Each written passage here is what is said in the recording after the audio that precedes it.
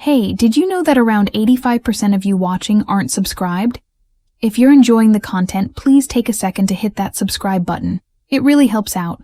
Thanks. So I matched with this girl named Ashley like 2 weeks ago. Wasn't expecting much, just another random face in a sea of swipes. She looked normal. Not supermodel pretty, not weirdly filtered either. Just this regular girl with this dumb little peace sign pose in every pic. I don't even know why I swiped right. Bored, maybe. Anyway, we started chatting and she was funny.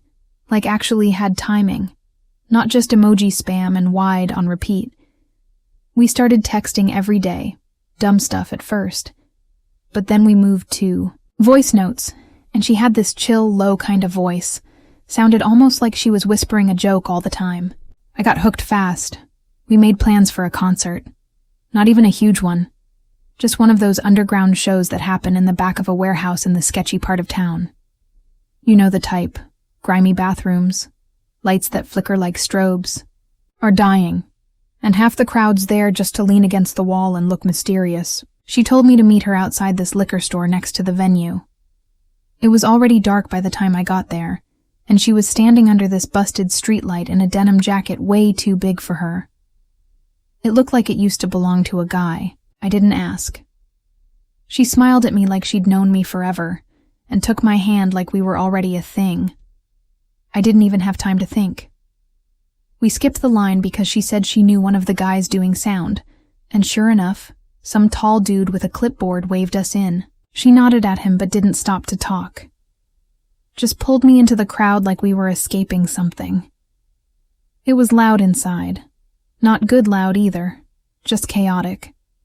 The music wasn't really music, just noise and yelling with bass so heavy it made your ribs itch. I tried to say something but gave up. She dragged me toward the front and started dancing, wild and careless, arms flailing like she'd forgotten anyone else existed.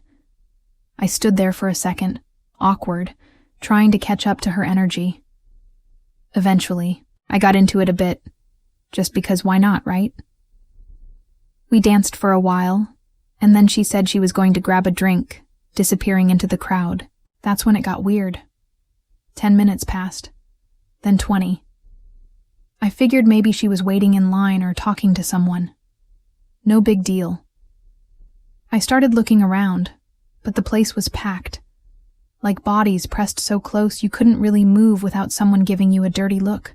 After a while, I left the main floor and started checking the sides, bar area, bathrooms, even the smoking area out back. No sign of her. Texted her, nothing. Called her, straight to voicemail. I was getting annoyed more than worried. I figured she bailed. Maybe ran into friends. Maybe just didn't like me. Whatever. I was about to leave when I saw her. She was upstairs in this weird little balcony section I didn't even know existed until I noticed the metal stairs in the corner. She was leaned, against the railing, arms around some guy, making out like the world was ending, and not casual either. I mean locked in, pressed up against him like she was trying to become part of his skin. He had one hand in her back pocket and the other in her hair, and they weren't stopping. I froze. Just stood there for a second, staring like an idiot. Then I backed down the stairs, pushing past people who didn't care and didn't move. I left, didn't say anything, just walked out into the night. But it didn't end there. I got home and was ready to delete everything. Block her. Forget it happened. Chalk it up to one more dumb night.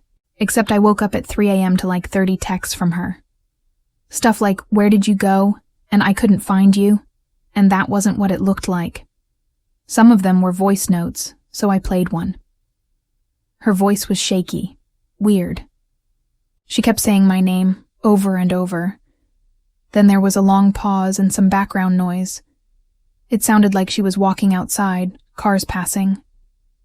She said she messed up and wanted to explain, but then the audio cut off. The next one was just breathing, slow and shallow, like she was trying not to be heard. That one lasted over a minute. I didn't reply. Didn't know how. I just blocked her.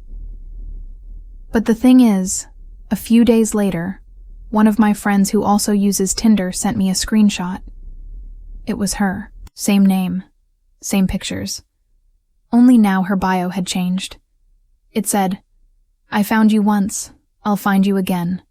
I thought he was messing with me." Until 2 weeks later, I saw her at a gas station. She didn't see me, I don't think. Or maybe she did, and just didn't care. She was with a different guy. Same way she was with me. Same big denim jacket. Same look on her face, like she was halfway between laughing and lying. I don't know what her deal is. Maybe she gets off on it. Maybe it's some kind of long con. Maybe there's something seriously wrong with her. Or maybe I just got caught up in something I don't understand. All I know is she's still out there, showing up on people's feeds, acting like she's just some cool girl looking for a good time.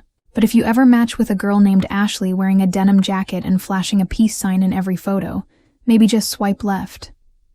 Not because I'm bitter. Not because I want revenge. Just because when I see her face now, I don't see a person. I see a mask. And the thing underneath it? I don't think it even wants to be human. I still get voice notes sometimes. From random numbers, same voice, still whispering. Always my name. Always just before 3 a.m. And I never open them anymore. But they keep coming.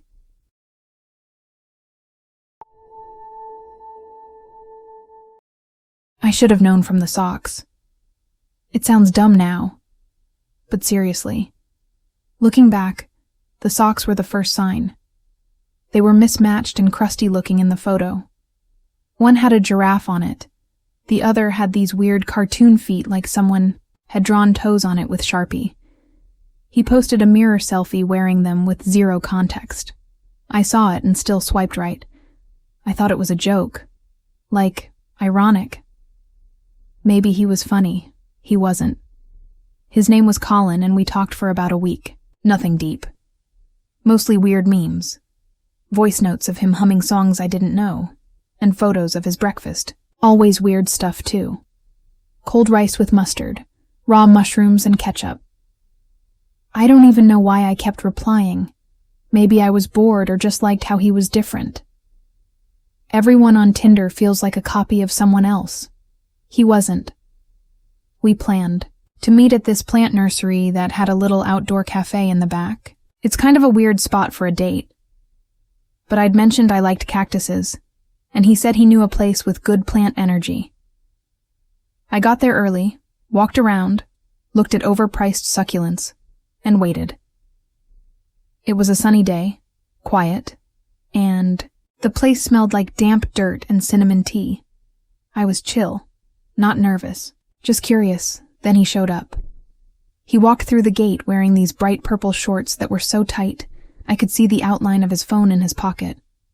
His jumper was neon green and fuzzy, like something a cartoon character would wear. He had cat ears on. Legit cat ears, like black and soft and clipped into his hair. And his shoes were gone. Just barefoot. In a public plant nursery. I thought maybe it was a bet. Or some kind of prank. I laughed a little when I saw him, but he didn't laugh back. He just stood there and tilted his head like a confused owl and said something about still figuring out his spirit animal. I swear I waited for him to follow up with a joke, but he didn't. He sat down next to me, cross-legged on the gravel. Like that was normal. I asked if he wanted to get something to drink. He said he didn't believe in caffeine. I said, okay. Then he asked me if I wanted to see his movement. I had no idea what that meant, so I just kind of blinked at him. Next thing I know, he's on all fours, crawling in a circle around our table, meowing. Loud, long meows. And I don't mean like a silly little meep. Full-on, drawn-out, open-mouth cat sounds. He kept going, too. People were staring. This little kid started pointing, and he just kept crawling. I just sat there like an idiot.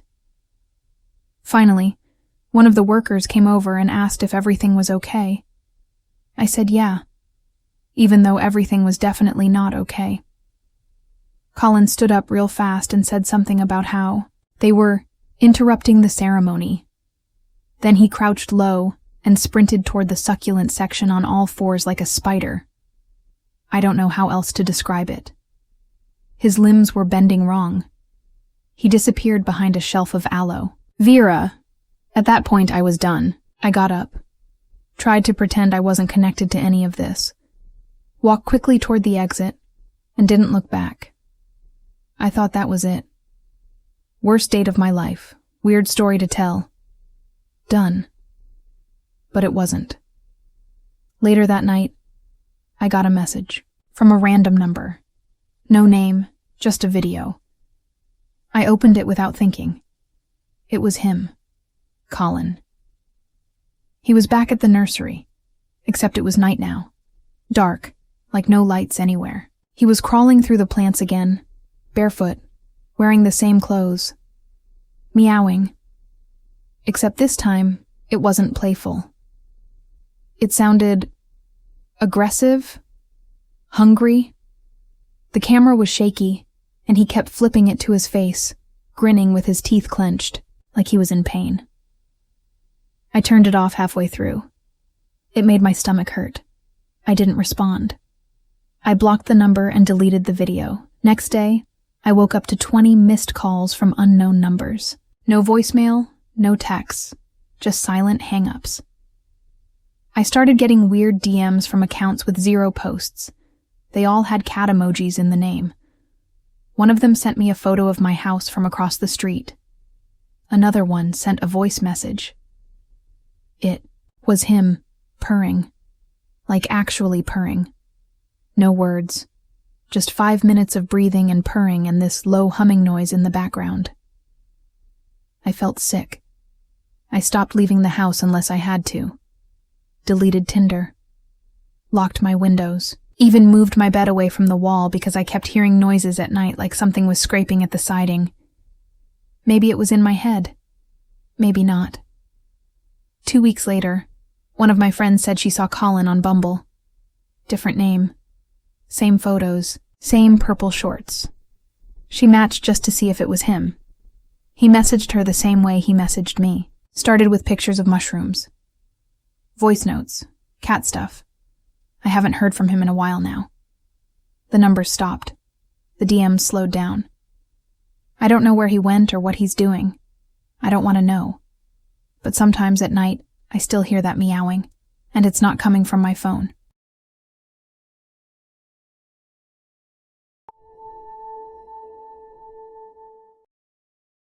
I should have canceled when she said she was bringing her boy best friend to the first date. Like, who does that? We weren't meeting in some alley or the woods. It was a bubble tea place, broad daylight, tons of people around. Real public, real basic. But she messaged me that morning and said her friend Caleb was going to tag along just to make sure I wasn't a creep.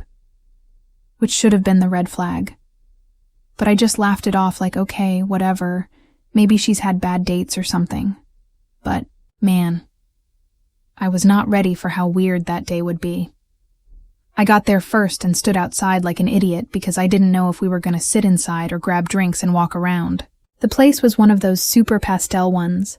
Fake flowers all over the walls, neon signs that say stuff like, "Sip me baby one more time." You know the vibe. I kept checking my phone and almost bailed when they showed up. Jemima was shorter than I expected. I don't know why that mattered, but it just threw me off. She had on this super oversized hoodie that probably belonged to the guy standing next to her. Caleb. Tall. Too confident. Like the kind of guy who uses people's names too much and laughs at his own jokes. The first thing I noticed was their body language. Like, before either of them said anything, you could just tell. They were standing so close they were almost touching hips. His hand was around her back, not quite holding her waist, but hovering there, like muscle memory, and I was just standing there. They said hi like nothing was weird. She gave me this quick little wave like we'd already been friends for years, and he gave me one of those half handshake, half slap things and said he was just there to make sure she didn't get chopped up and thrown in a dumpster. I laughed because I didn't know what else to do. We went inside and ordered. She got taro with extra jelly. He got the same thing without asking. I got brown sugar milk tea but instantly regretted it. We sat at this little corner booth way too small for 3 people. I offered to sit on the other side to give them space, but she was like, no, sit next to me. Sounded sweet, right? Except she was already leaning on Caleb like she was melting into him. Her head was basically on his shoulder. He didn't move. I drank my tea and tried to make conversation. Asked what they were studying. Asked what music they liked. Asked dumb stuff, trying to get past the weird third wheel energy. But every time I'd talk to her, he'd answer first. Like I'd ask what kind of movies she was into, and he'd cut in with something like, she's obsessed with psychological thrillers, or, we watched that last week. Always we. Always speaking for her, and she never corrected him. Just smiled and nodded, sometimes touching his leg under the table like it was nothing. The weirdest part was how they kept whispering to each other. I'd be talking, trying to carry the conversation, and they'd be in their own little side chat like I wasn't even there, and it wasn't quiet enough. I heard him ask her if she wanted to come back to his place to watch that show they started. She said, only if you make the popcorn right this time. They giggled. While I was sitting right there like some idiot holding a wet cup of tea with boba stuck in the straw. It got worse when we went to leave. We were walking through the park because I thought maybe things would get better if we were moving. They walked ahead of me the whole time. Not super far, but just enough that I had to power walk to keep up. She kept turning back and asking if I was okay, like I was the one acting weird. Then Caleb grabbed a leaf off a bush and put it in her hair and said something about woodland creatures.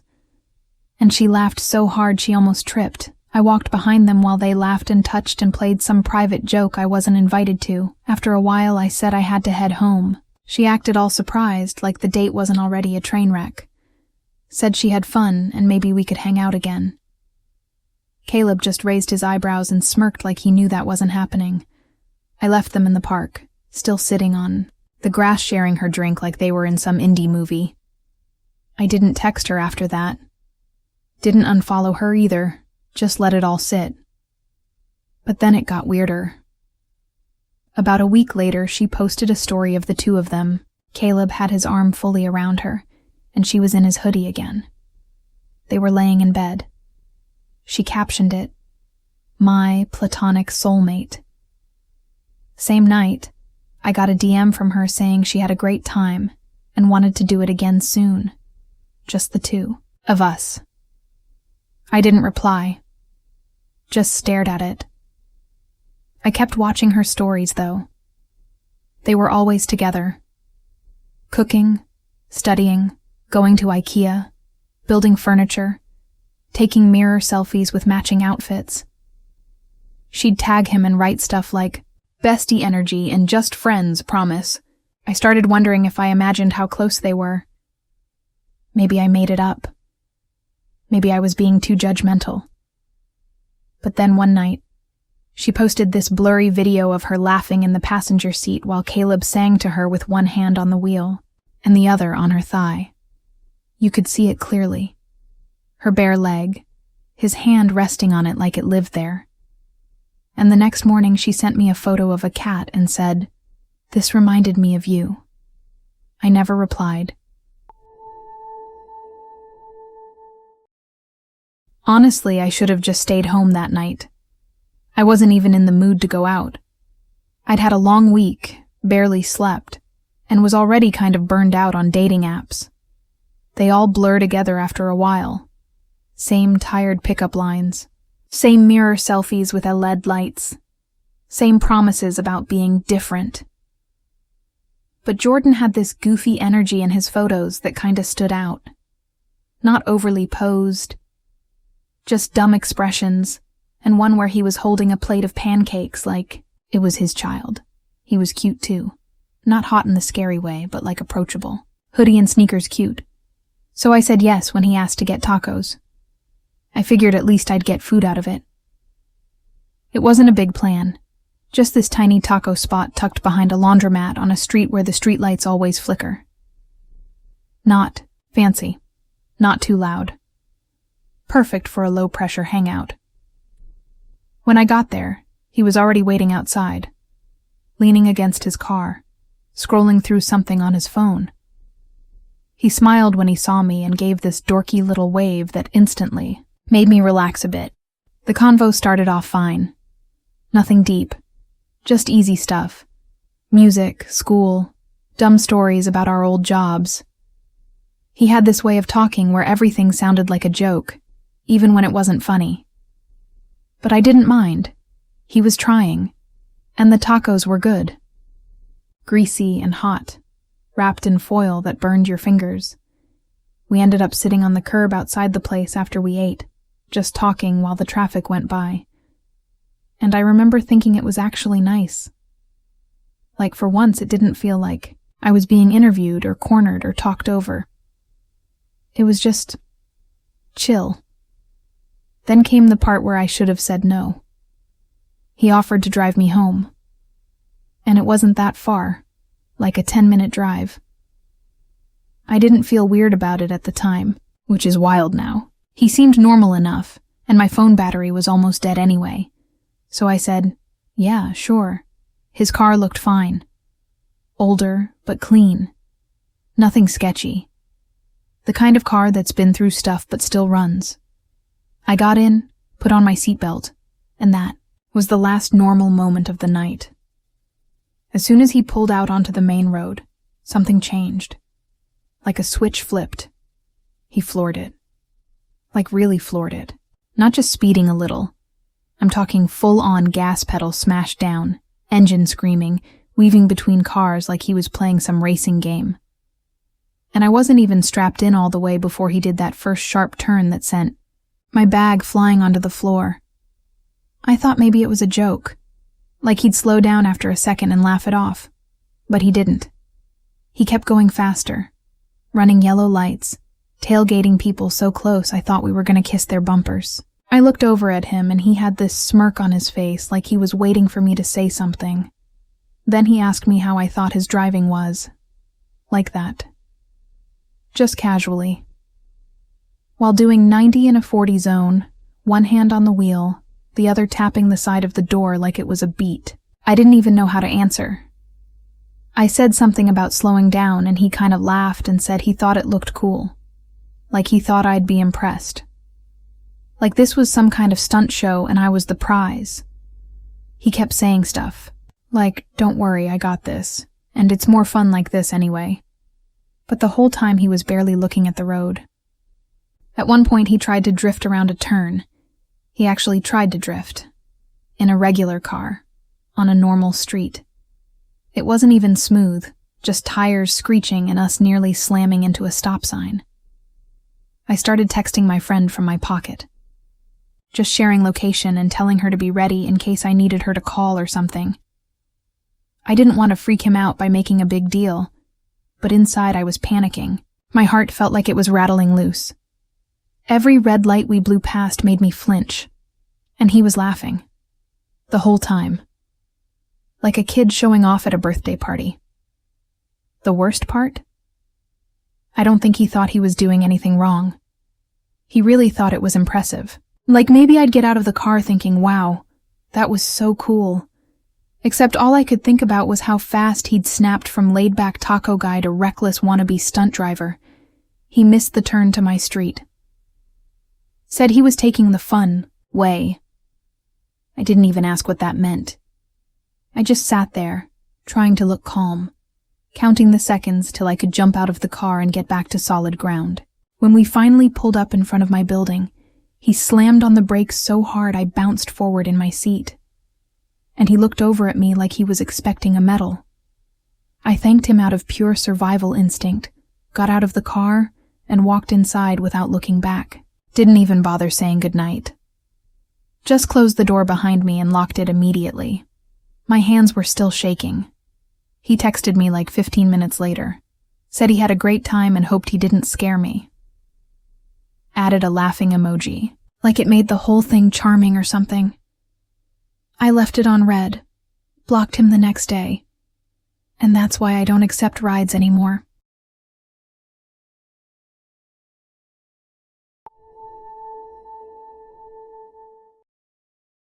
I matched with Rita on a Tuesday night, which is weird because I never swiped that late. I was lying on my floor eating dry cereal straight from the box and just swiping out of boredom. I wasn't even reading bios at that point, just looking at vibes. Hers was different. Not in a magical way or anything. She just looked interesting. Not a selfie in the mirror type. No sparkly filters or whatever. Just a blurry pic of her eating something with her hands and laughing. No, it felt real. We matched and started talking right away. Nothing deep. Music, food, dumb memes. She was quick with replies, and not in a copy-paste way. She typed like she meant it. The whole convo had a rhythm. We talked all night, and I actually fell asleep with my phone still in my hand. That hasn't happened in years. The next day we kept it going, and by the end of the week we were making plans to meet. I didn't think too hard about it. She suggested this bubble tea spot downtown, one of those pastel ones that's way too aesthetic. I said cool. We picked a day, and that was that. I got there first and waited outside. She showed up 5 minutes later wearing this massive oversized jacket and leggings and slides, looking like she didn't care at all, but somehow pulled it off. She gave me this tiny wave and said hi, like she already knew me.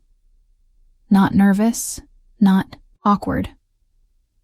She had this calm way of talking, like everything was always fine. I liked that. We ordered drinks and ended up sitting outside on this little metal bench that felt like it was designed to be uncomfortable on purpose.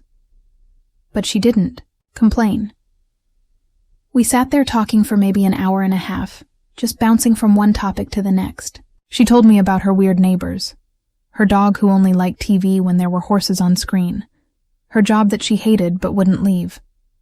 It was easy, no pressure. I offered to walk her home, but she said she was getting a cab and she'd be fine. Then, just as we were parting ways, she messaged me and said her app wasn't working. Asked if I could send her money for the ride. I hesitated, but only for a second. It wasn't much. Like $15. She even said she'd pay me back later that night. So I did it. She sent a voice note after saying thanks, and that she'd had a good time. It felt like a normal end to a chill night. Then came the second request. 2 days later, she messaged saying her power had gone out and she was waiting on her roommate to come home with money. She said she just needed $20 for food. I didn't even think it through. Just sent it. She said she'd pay me back the next day, except she didn't. And then a few days after that, she asked again. This time it was $30. Some story about missing her train and needing to catch another one. I sent it again. And every time she had a new reason. Small things, believable things. A delivery fee, a busted charger, cab fare to see a friend in the hospital. She always said she'd pay me back soon, that she was just in a weird spot right now. We were still talking too. That's what made it feel okay. Like it wasn't some random girl scamming me. We were sending voice notes, laughing about dumb shows, sending each other Spotify links. It felt like we were building something.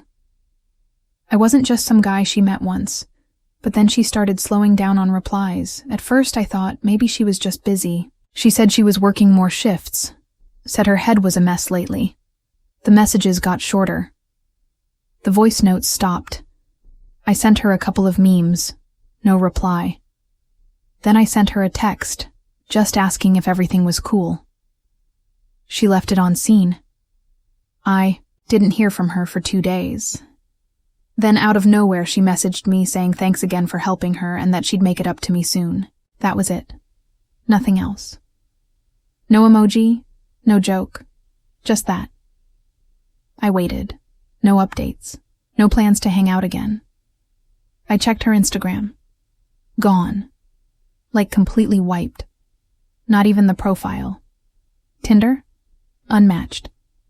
I checked my banking app and scrolled through the transactions. It wasn't one big number, just a slow stack of small ones. 20 here, 15 there, 35 once. By the time I added it up, it was over 100. Not life-ruining money. But it felt worse than that. It wasn't just the cash. It was the way she faded out like a smoke trail. No explanation. Just gone. I kept thinking maybe something happened. Maybe she was going through stuff and needed space. But a week later, my friend showed me a new Tinder match. Same girl. New name. Same blurry laughing photo. And yeah, I swiped right just to see. Nothing. Didn't match. I thought about messaging from a burner account. I thought about warning other people. But in the end, I just let it go. Some nights I still hear her voice. In my head, that calm way she talked like everything was always fine.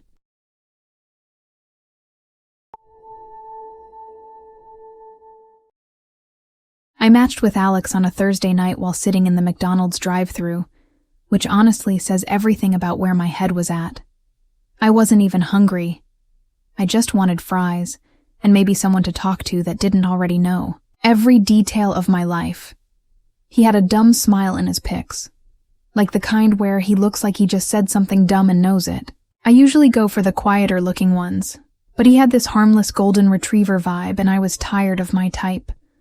So I swiped right.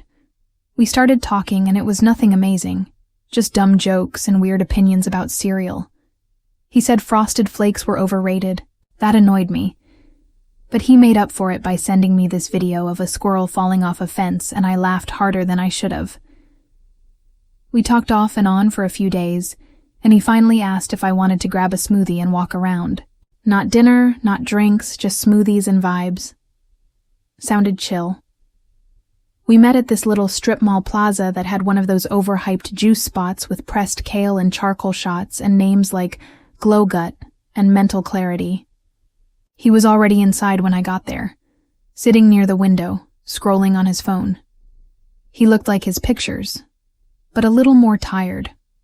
Like he hadn't slept great, or maybe just didn't care. Wore this beige hoodie and black joggers. Nothing crazy. He stood up, gave me a quick side hug, and we ordered. He made fun of my choice. I got this pink dragon fruit one, and got some green swamp-looking thing for himself. The plan was to walk around the park behind the plaza. It wasn't even a proper park, just a trail with benches and a few sad ducks in a pond that probably had no oxygen. The whole thing was chill at first. We talked about school, annoying roommates, stupid stuff. He told me he worked part-time at some local bike shop and wanted to save up to travel.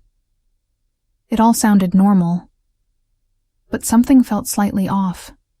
Not dangerous, just off. Like he was trying really hard to seem effortless. Like he was acting casual, but watching my reaction to every single thing he said. I brushed it off, though. First dates are always awkward in weird ways. We sat on a bench after walking for a bit, and he asked to see the rings I was wearing. I had 3, just cheap ones, nothing special. He held one in his hand and turned it around, said it looked cool, then gave it back. He did the same with my bracelets, even complimented my wallet when I pulled it out to show him this dumb Polaroid tucked inside. It didn't feel like a big deal at the time. He was just chatty, a little too curious maybe, but not in a way that screamed red flag after a while. We decided to head back to the plaza. We parted ways near the parking lot. He said we should hang out again soon. I said sure, and that was it. But later that night I noticed my wallet was gone. I tore my room apart, checked the car twice, dumped out my bag, my coat pockets, the kitchen counter. Nothing. The thing is, I know I had it when we sat on that bench because I pulled it out to show him that Polaroid. I replayed that moment in my head over and over. The way he held it, how long he looked at it. He even zipped it back up for me. And now it was gone. I messaged him. No reply. I texted again. Still nothing. Next morning, I called my bank to freeze the card just in case. And that's when things got real weird. They told me there had already been 2 attempted charges after 11 p.m. the night before. Both failed. Both flagged. One for some weird streaming service. The other for a random $20 tip to an online creator account. I asked what kind. They just said it was flagged for adult entertainment. Whatever that means. I googled the name on the pending charge. And yeah, it was an OnlyFans profile. Not even subtle, like full name, full face, subscription link and everything. I wanted to throw my phone at the wall. Who does that? Who steals someone's wallet? And the first thing they do is try to sub to some random online girl at midnight like a gremlin. It wasn't even smooth. Not like he bought gas or tried to order food. Straight to the dumbest use possible. And it didn't even work. I blocked his number, unmatched him, and filed a report at the police station, even though I knew nothing would happen. They were polite, but clearly didn't care.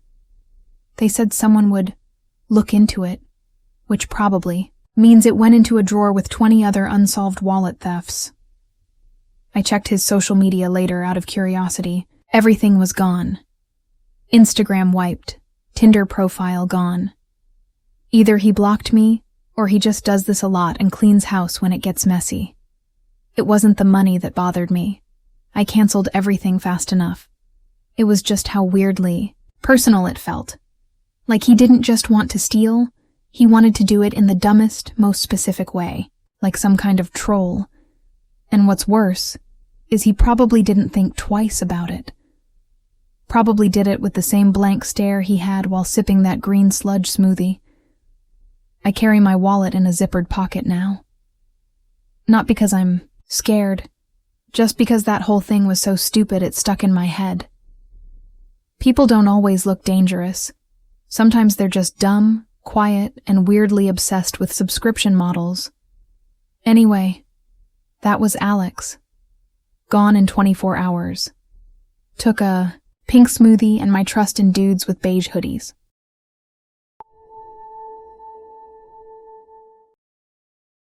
When I matched with Freya, it honestly didn't feel like a big deal at first.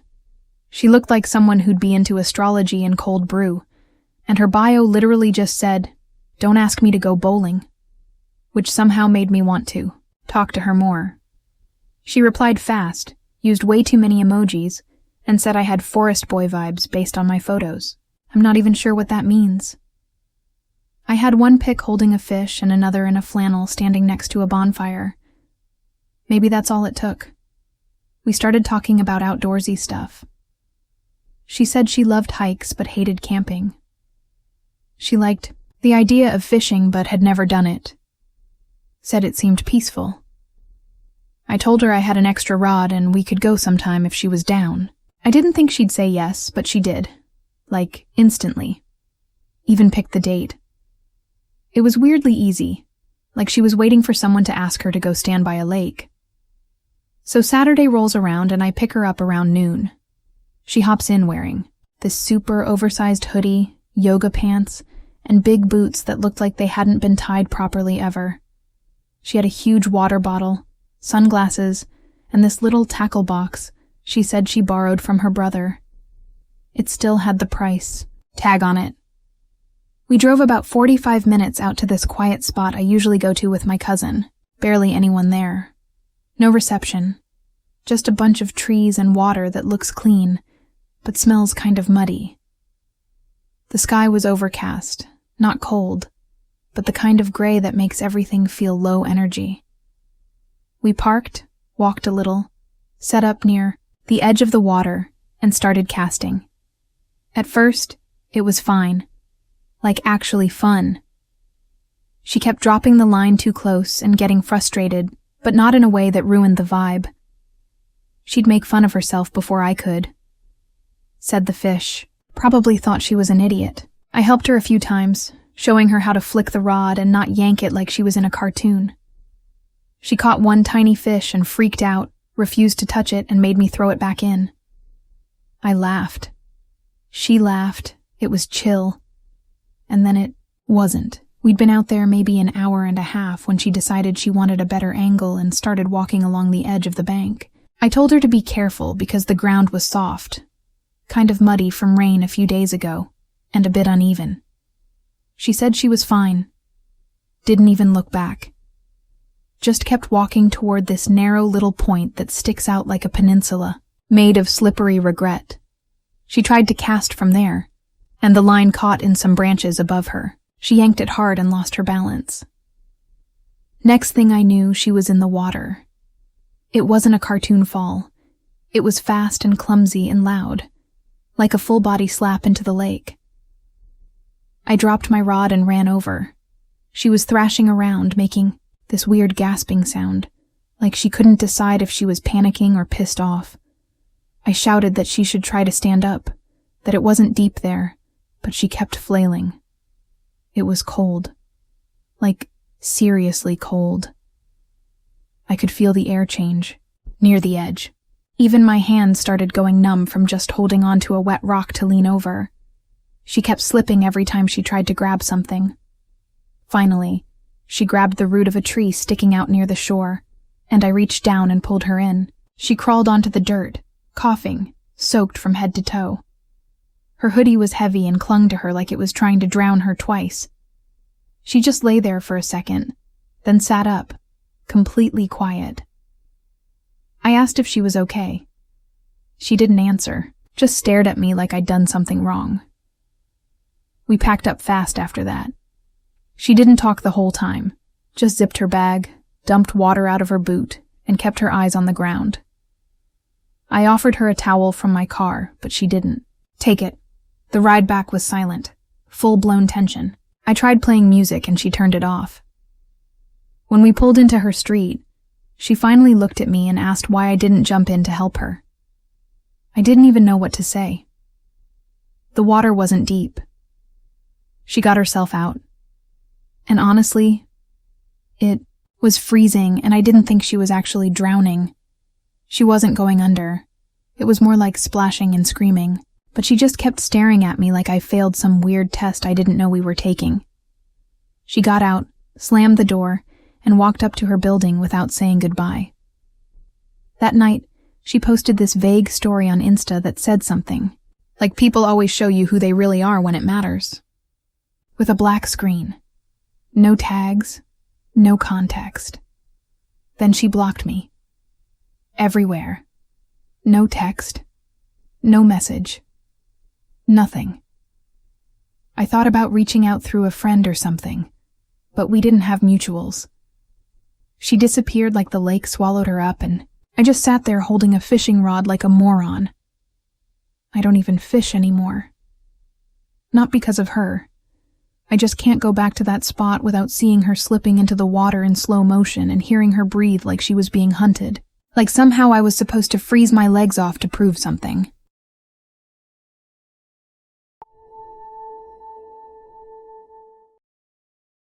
I met Mike on Tinder.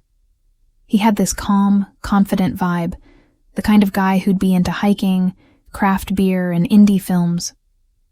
His profile was simple but compelling. A few candid shots, one of him on a mountain trail, another laughing with friends, over beers. There was a quote in his bio about enjoying the little things, and a line about loving spontaneous adventures. Something about the ease in his smile and the sincerity in his words pulled me in. We started chatting, and the connection was immediate. He was funny, thoughtful, and engaging. Unlike the usual small talk that often drags in dating apps, our conversations were lively and meaningful. He seemed genuinely interested in getting to know me, asking questions that went beyond surface-level curiosity. He had that rare ability to make you feel like the only person in the room, even through a screen. Our first date was at a cozy cafe in the city. I remember how punctual he was, already seated when I arrived, looking relaxed in a casual yet stylish outfit. He stood up, smiled warmly, and greeted me like an old friend. We ordered coffee and pastries, and what was supposed to be a quick meetup turned into a 3-hour conversation. We talked about travel, music, books, our favorite foods. I remember laughing so much, surprised at how comfortable I felt. It wasn't just chemistry. It was easy, like we'd known each other for years. From that point on, we started seeing each other regularly. One weekend, he took me to a rooftop bar with a stunning view of the city skyline. We talked under the stars, our drinks forgotten as we shared stories and dreams. Another time, he introduced me to his favorite hiking trail, miles of winding paths through the woods where we could talk freely without distraction. It was on those walks that I felt closest to him, hearing him speak about life, work, and the kind of future he envisioned. He even cooked me dinner once at his apartment, a simple but delicious pasta dish. We listened to indie playlists and talked about everything from film scores to childhood memories. He was always thoughtful, always present. He remembered small details about my day, sent good morning texts, and made me feel like I mattered. For the first time in a long time, I started imagining a future with someone again. But as the weeks passed, I began noticing subtle cracks in the foundation. Mike occasionally mentioned his ex-wife, but it was always in a passing, almost dismissive way. "Oh, that's something my ex-wife used to say," he'd quip, or, "Yeah, she hated this restaurant." At first I didn't think much of it. Everyone has a past. But the way he referred to her was strange. There was no bitterness, no real emotion, just vague, offhand remarks. Whenever I asked questions about her, how long they'd been married, why they split, he would deflect with a joke or change the subject entirely. "That's a long, boring story," he'd say with a grin, or, "Let's not talk about exes tonight." I figured maybe it was just too painful for him. I wanted to be respectful, so I didn't push. Then there were the weekends. He would often say he had family stuff or was with the kids. But I never met them, never saw pictures beyond the one on his phone wallpaper, which he said was an old shot. When I asked about them, he'd say they lived out of state or were with their mother for the weekend. It was always vague. Still, I rationalized it. Maybe he was trying to keep his personal life separate until he knew where this was going. Maybe he just needed time. The moment of truth came unexpectedly. One evening I was at his apartment. He had gone to the corner store to grab dessert, and while he was out, I used the bathroom. That's when I saw it. A framed photo on the counter. It was Mike, standing beside a woman and two young children. They looked happy, like a family, on vacation. Not posed awkwardly or distantly, but close, connected, like a husband and wife with their kids. I stared at the photo for a long time, a sinking feeling in my chest. It felt like something inside me shifted. My mind raced with questions, excuses, possibilities. But the truth was right there, staring back at me. When he returned, I confronted him. Calmly at first, but my voice betrayed the storm brewing inside me. He looked surprised, then defensive. "That photo's old," he said quickly. "We're divorced. I just haven't gotten around to taking it down." He explained that he had joint custody of his kids and didn't want to overwhelm me with his complicated personal life. "I was trying to protect this," he said, gesturing between us. But over the next few days, the gaps in his story only grew. Every time I asked something specific, about custody, his marriage, how long he'd been divorced, he gave vague answers or steered the conversation elsewhere. He had built a carefully edited version of his life for me, and now that version was unraveling. It became clear. Mike hadn't been upfront with me from the start. Whether he was still married or just emotionally entangled, I'll never really know. What I did know was that he had hidden a huge part of his life, his family, his reality, while building something new with me. So I ended it. It wasn't easy.